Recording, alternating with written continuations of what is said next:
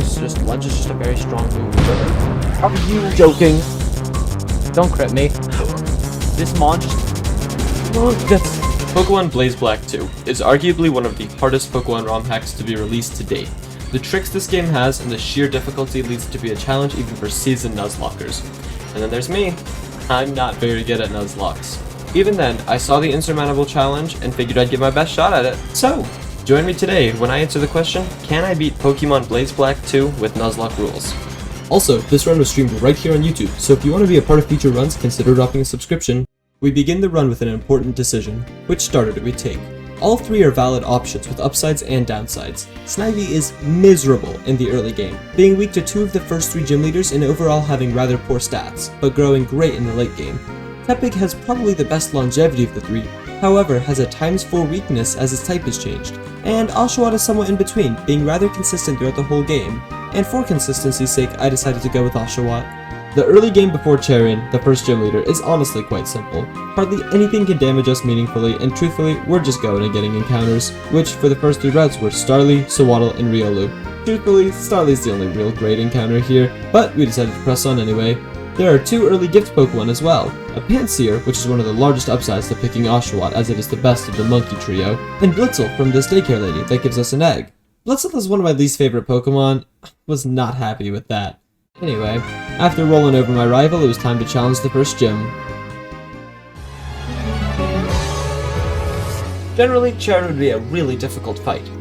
Fortunately for me, I have a very consistent strategy that makes its biggest threat a non-issue.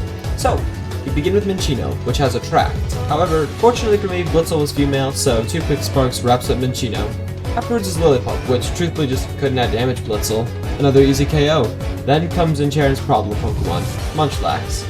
Munchlax has insanely high stats and workup to make itself hit even harder. Lastly, its attacking move Flail can one-hit KO almost any Pokemon I have once Munchlax reaches low HP. Yet there's an easy way to beat Munchlax. Tickle, a usually useless move that reduces a Pokemon's attack and defense by 1 stage. Coupled with Yawn to put Munchlax to sleep, we can tickle it until it becomes a war of attrition. Something kinda like this.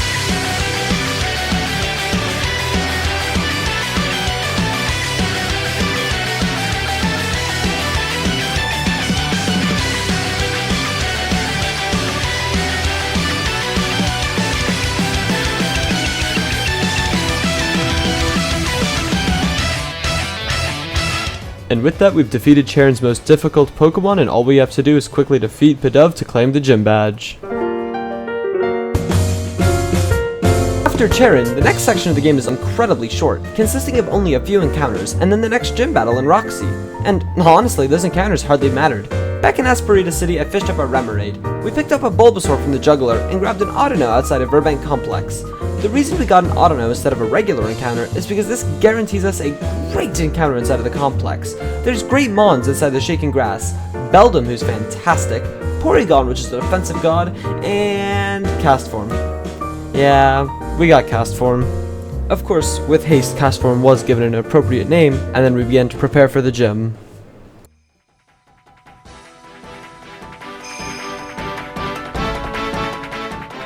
We begin the battle as Roxy leads with Trubbish, which has the sole intent of setting up toxic spikes and then exploding. However, we can manipulate the AI into switching by using a water-type move, which Croagunk will switch into because of Dry Skin. This prevents Trubbish from using Explosion. Then I could easily go Staravia and defeat Croagunk. Afterwards, Trubbish comes back out, so I swap in Ivysaur to clean up the toxic spikes. Then slowly Ivysaur stalls out the Trubbish. Looks a little something like this. No, not again. Trubbish eventually does go down, and out next comes Coughing. In response, I switch into Duat, which takes a massive hit, but allows me to switch back into Ivysaur to clean up the toxic spikes. After that, I miss a Sleep Powder, and I feel pressured to switch into Pansear. Pansear is able to stall out Coughing with Yawn and Fire Spin, which takes forever, but eventually works. Lastly is Whirlipede, which is a joke. It does almost no damage and is easily taken down by Staravia. We're off to Castelia City, and one of the hardest parts of this Nuzlocke. Berg is a devastatingly hard fight that we're certainly going to need a lot of preparation for. In the meantime, we do get to pick up some new encounters. North of Castelia City in the desert, I encountered Darumaka, who is horrible. But it doesn't matter because I run away, because I am stupid. After that, I picked up a Cyndaquil in Castelia City, because at this point, it's likely the best option to help beat Berg. Next is Castelia Sewers, where we team up with Hugh. This means that we get 2 encounters at once, which turn out to be Spinarak and Slowpoke. I was really worried about the gym at the time, and Spinarak evolves early, so I decided to go with Slowpoke, which is completely useless for the bug gym. Despite that, Berg is actually a decently consistent fight because of how strong Simisear is. I wonder why I'm mentioning that.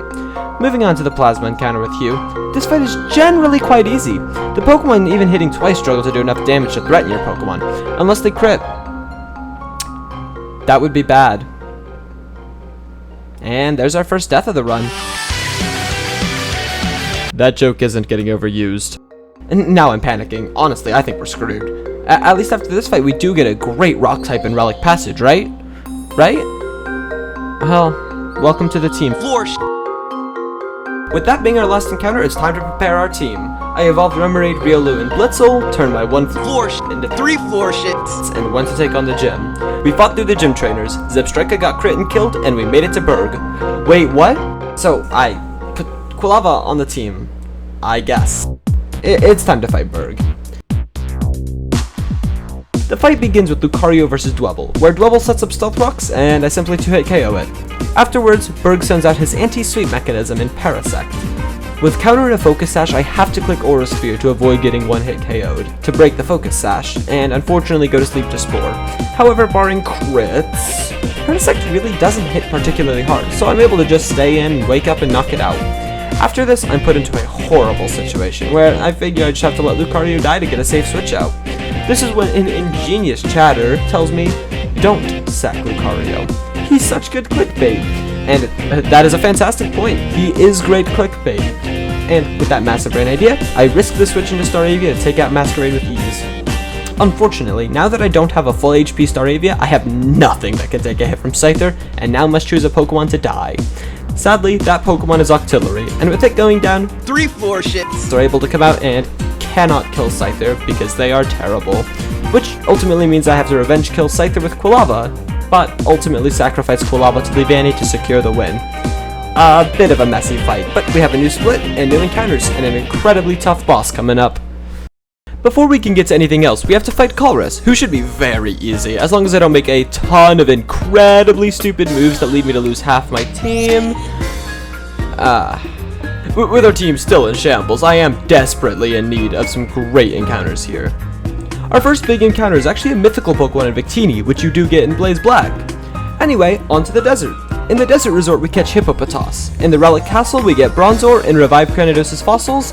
Then finally, we arrive at Nimbasa City, where Lenora challenges us, and we get a chance to test out some of our new Pokemon. Lucario, Victini, and Rampardos easily defeat her, and we move on to some more new encounters. I pick up Solosis east of Nimbasa, a Roselia in Lostthorn Forest, and a Ponyta west of Nimbasa. That's about all I can do before we go into the gym. But of course, we can't have a gym without tragedy literally right before the fight now, can we? Right before the gym, we lose Roselia and Duosion, but much more importantly, Rampardos. Maybe chat's faith was waning just a bit, but I believed. And with a shitty team and a dream, we entered the battle. We open the battle with Bronzong, and take the opportunity as Emolga Volt switches to Zebstrika to get our light screen up. Under the light screen, Hippowdon should be more than capable of 1v1ing Zebstrika.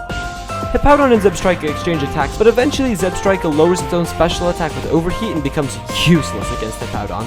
To highlight the moment, I think we should switch over to my live commentary. Don't crit me. We press on anyway, demoralized and probably losing. Rapidash comes out and gets some damage on Zebstrika, and it Volt switches out into Lantern. Venusaur is easily able to handle Lantern. After that, Zebstrika comes back and we answer with Victini, which is able to finish off the stupid Zebra. Ampharos is up next and Victini and Lucario team up to take it down. Lucario is able to easily kill Electabuzz, and Bronzong is able to duel Emolga for the victory. Though bittersweet, losing arguably our best Pokemon, we did beat Elisa and are on to the next split with Clay. Driftvale Drawbridge we catch a Swablu, which is honestly great. Then, on Route 6 we encounter a Shelmet, which is completely useless in stark contrast. Lastly, I grab my encounter in Chargestone Cave, which is Voltorb. Afterwards, I run a few errands to power up my Pokemon, and then we have one quick fight with Team Plasma before Clay. This fight has one tough gimmick. Each of Rude's Pokemon has a choice item, which increases one stat of the opponent by 1.5 times, but forces them to use the same move over and over and over.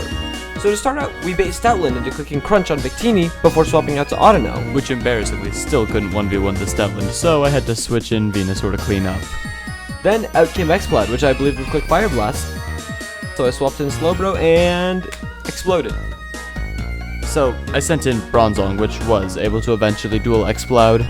Finally was Bouffalant, which I expected to click Head Charge and clicked Mega Horn and destroyed my Bronzong too. It was a frustratingly bad play, but we finished off Rude and now have to completely rebuild the team right before Clay.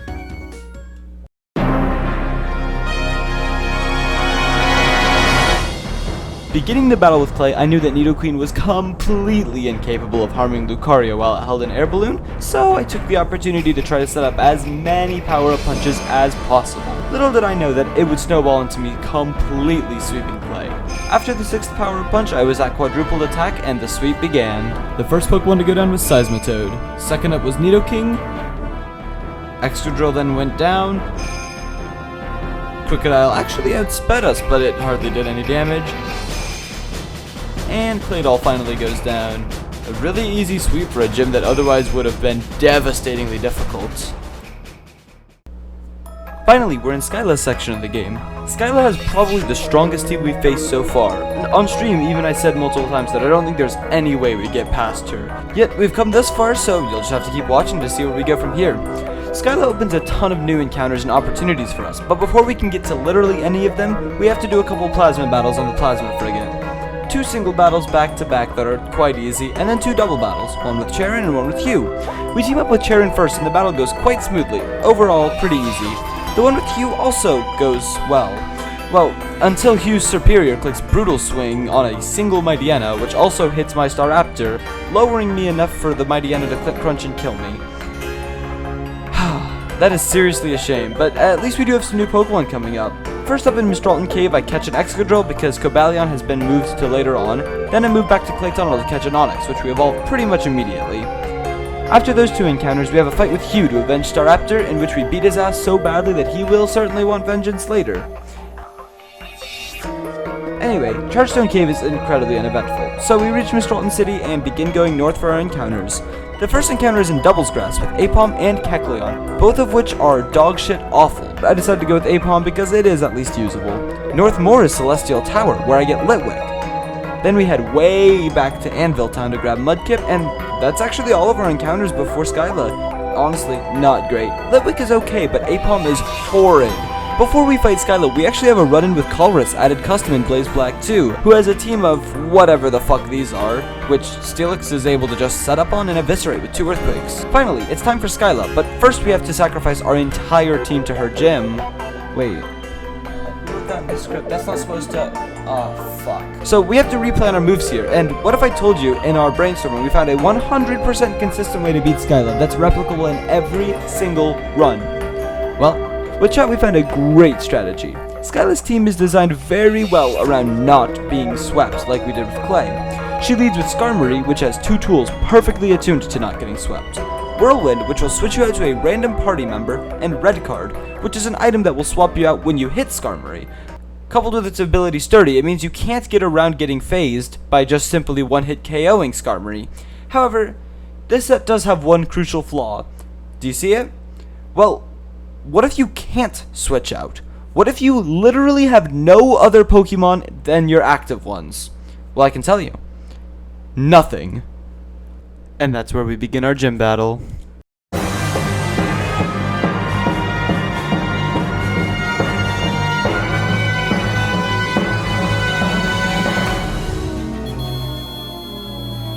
Now, chat, count with me as we run through the hardest fight to this point, foddered by the Giga Chad.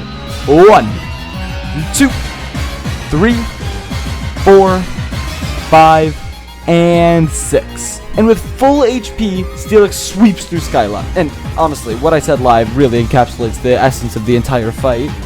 Oh, sorry, what I meant to say was, easiest fucking fight of my life. Holy shit.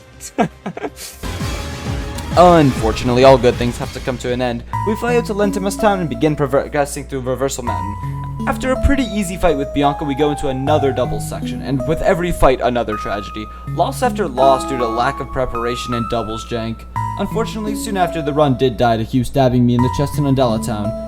But that is not the end. Oh no, because starting today, there will be daily streams every single day live right here on this channel until I forget to stream one day.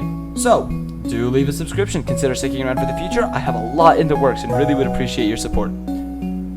So until next time, see ya!